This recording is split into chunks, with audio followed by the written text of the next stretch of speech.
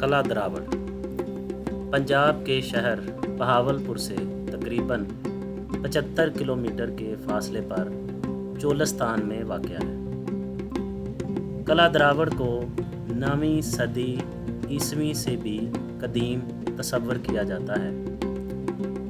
मौजूदा कला सादक मोहम्मद खान अव्वल नवाब ऑफ बहावलपुर ने 1733 में बनवाया था।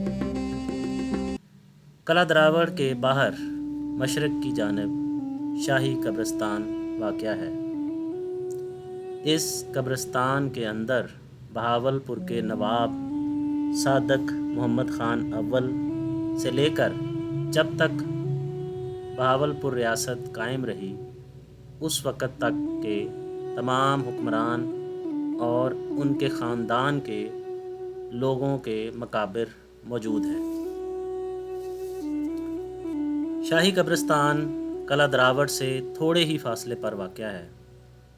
इस कब्रिस्तान में मौजूद मकाबर इंतहाई अच्छी हालत में हैं और उन पर बहुत ही दीदा ज़ेब नक्शो निगारी का काम किया गया है। शाही कब्रिस्तान में मर्द और ख़वातीन के मकाबर को अलग अलग जगह पर बनाया गया है। ख़वातीन के मकाबर के ऊपर खूबसूरत गुंबद भी बनाए गए हैं।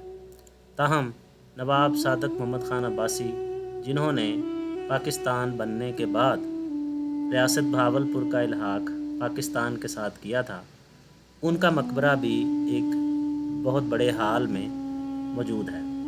इस मकबरा की इमारत इंतहाई दिलकश और दीदा ज़ेब है, जिसकी छत पर भी इंतहाई खूबसूरत शीशे का काम किया गया है।